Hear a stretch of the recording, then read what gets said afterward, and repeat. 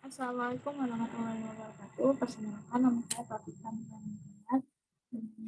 Kedua, 15, 5. Ini saya akan menjelaskan tentang peluang bersyarat sebagai indikasi dari atau penilaian dari peluang yang dilakukan oleh Bapak Syafri. Nah, ini saya akan menjelaskan tentang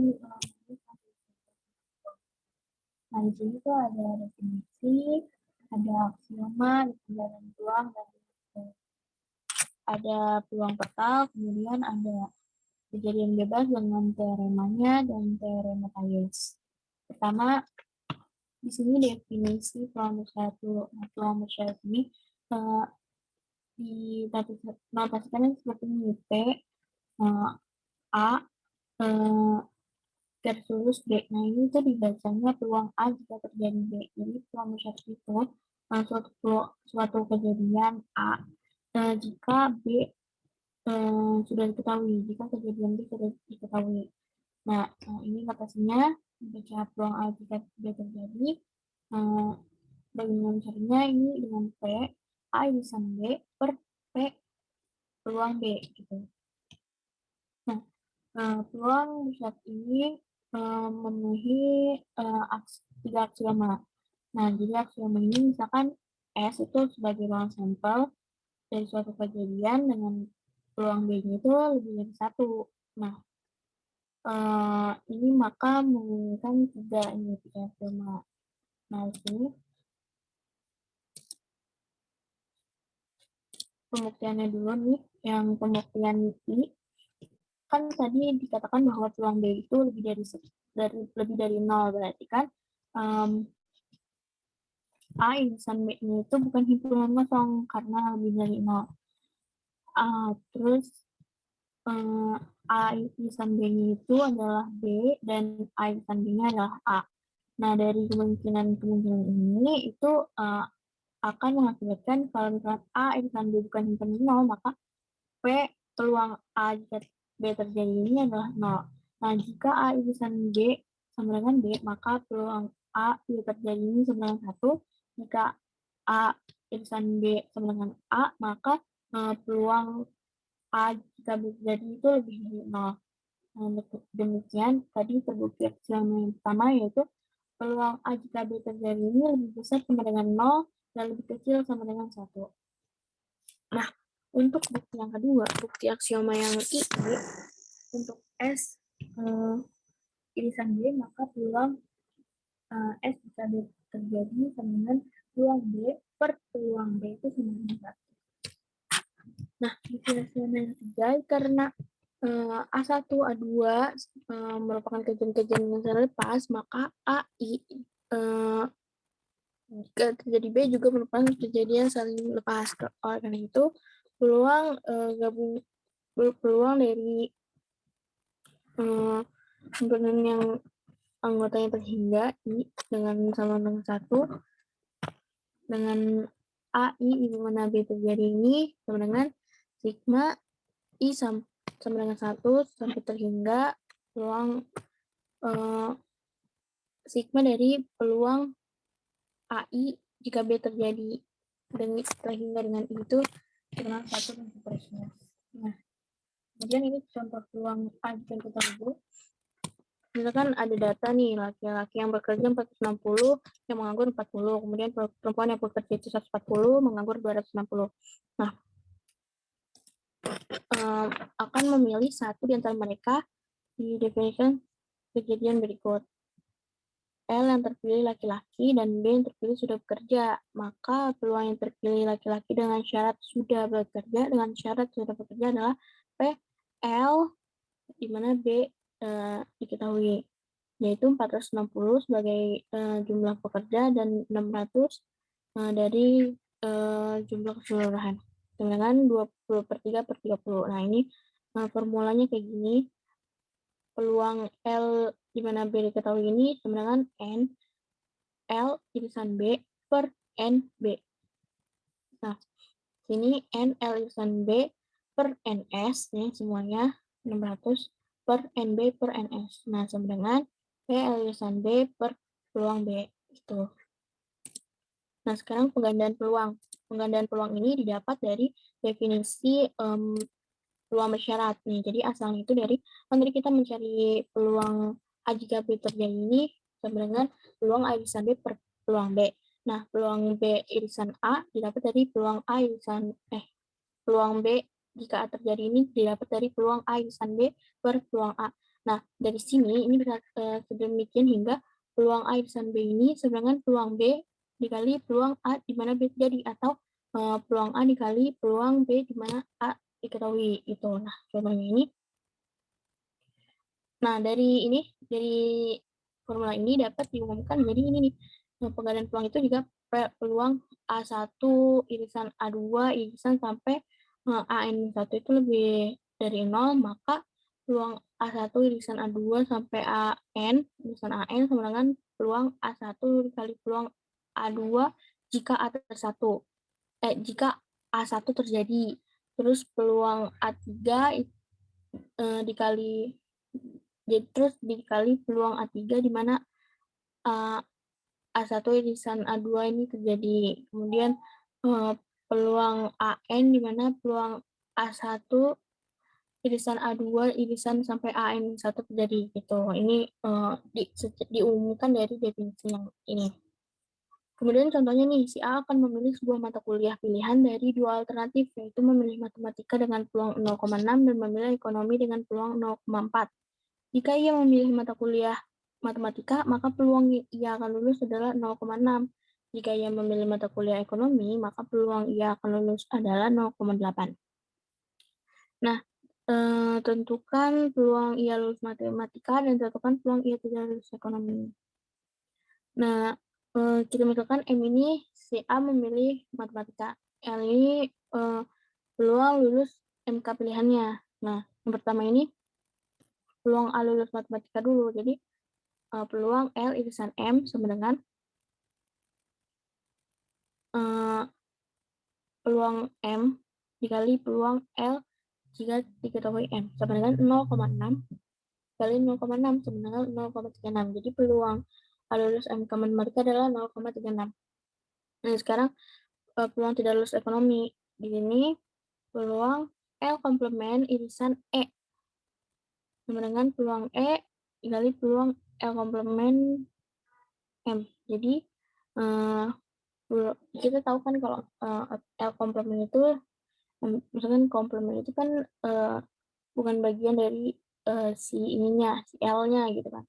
Jadi di sini 1 min P L di mana M terjadi. Dengan 0,4 dikali 1 dikurang 0,2. Jadi sama dengan 0,32. 1 kurang 0,2 itu kan 0,8 kan. Jadi 0,4 sama dengan dikali 0,8 sama dengan 0,32. Jadi peluang si Atilus MK Kormen 0,32. Nah, lanjut. Di sini ada peluang total. Jadi peluang total ini adalah dimana ketika tidak bisa langsung menentukan kejadian A gitu, sedangkan hanya bisa menentukan peluang A di mana B terjadi dan peluang A jika B komplement terjadi. Maka berlaku ini nih, dua ini.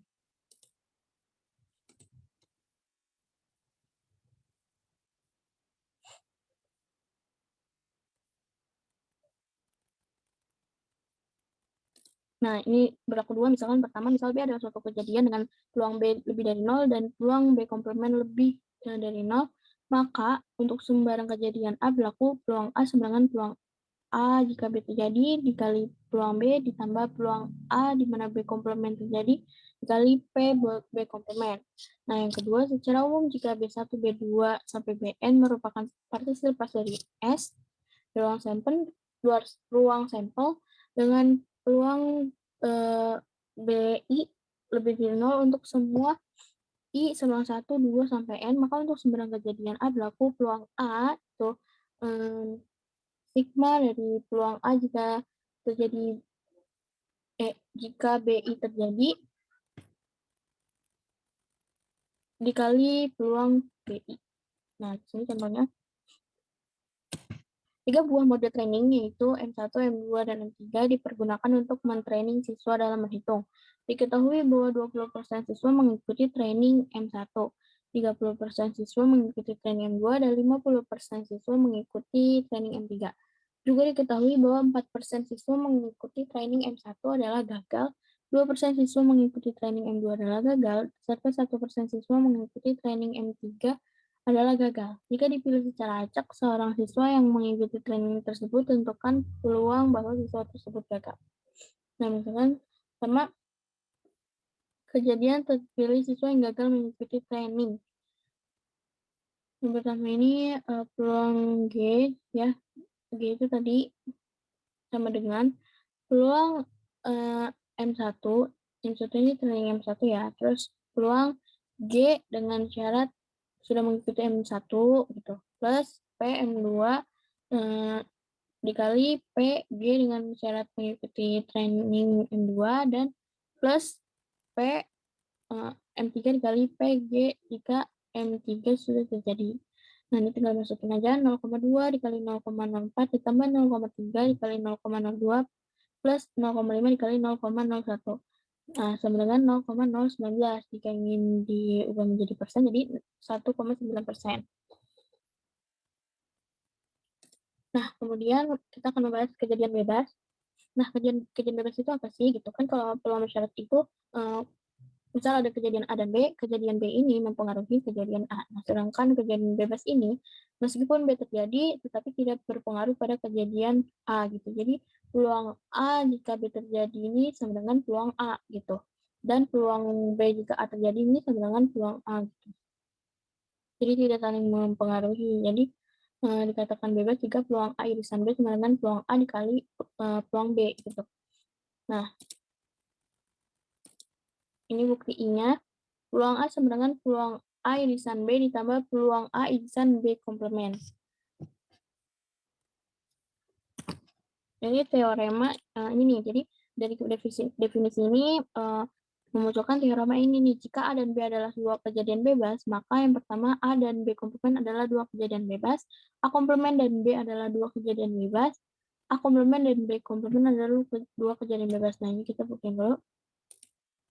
Nih, bukti I yang mengatakan bahwa peluang A dan B komplement adalah kejadian bebas. Nah, peluang A dulu nih. Peluang A kan sama dengan peluang A irisan B plus P peluang A irisan B komplement. Nah, sama dengan peluang A dikali peluang B, ini ya kan definisi, plus peluang A di irisan B komplement, atau P A irisan B komplement sama dengan PA dikurangi PA dikali PB. Nah, PA dikali 1 min PB. Dengan PA dikali PB komplement gitu. Nah, bukti II ini sama yang mengatakan bahwa dan B adalah dua kejadian bebas. Ini perlu dibaca saja pembuktiannya. Kemudian bukti III itu yang mengatakan bahwa A komplement dan B komplement kejadian bebas. Di sini PB komplement sama dengan peluang B komplement irisan A plus peluang B komplement irisan A komplement. Sama dengan peluang B komplement dikali peluang A ditambah peluang B komplement irisan A komplement, atau peluang B komplement irisan A komplement sama dengan peluang B komplement dikurangi peluang A dikali peluang B komplement sama dengan peluang B komplement dikali 1 minus peluang A sama dengan peluang B komplement dikali peluang komplement. Yang selanjutnya ini, secara umum jika AI dengan I elemen dari I adalah himpunan kejadian bebas, maka kebebasan masih tetap berlaku jika sembarangan kejadian AI diganti dengan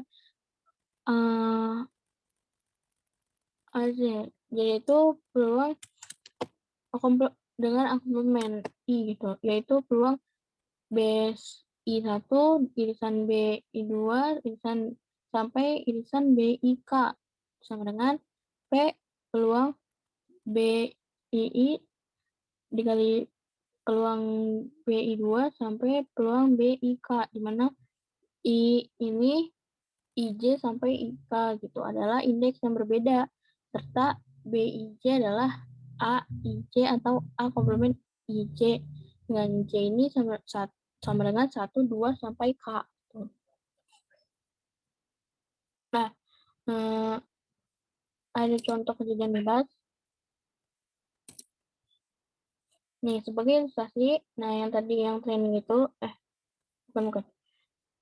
Misalkan karyawan suatu perusahaan terdiri atas 60% laki-laki dan 40% wanita.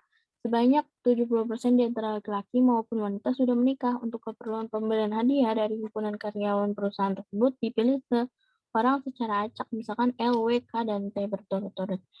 Menyatakan kejadian bahwa yang terpilih adalah laki-laki, wanita, kawin, menikah, dan tidak menikah. Maka PL ini 0,6, PW-nya ini sama dengan 0,4, PK 0,7, PT sama dengan 0,3, PL irisan K sama dengan 0,42, PL irisan T sama dengan 0,18, PW irisan K sama dengan 0,8, dan PW irisan T sama dengan 0,12.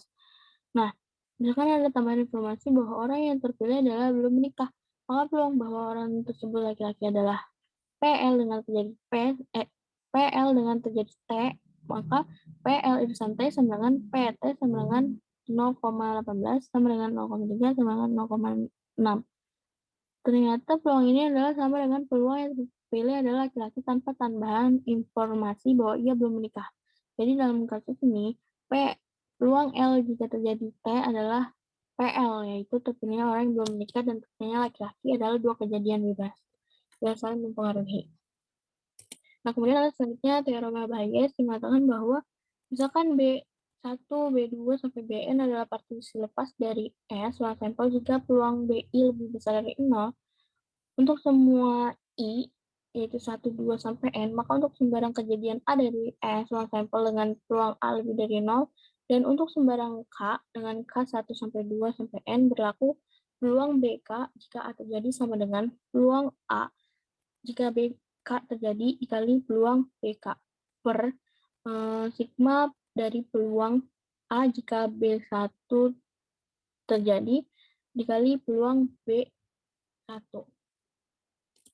Nah, ini contohnya nih, buktinya dulu nih. Karena B1, B2, sampai Bn adalah partisi lepas dari S gitu, maka dari hukum peluang total tadi yang didapat adalah ini, peluang A sama dengan sigma dari peluang A jika B1 BI terjadi dikali P BI gitu. Kemudian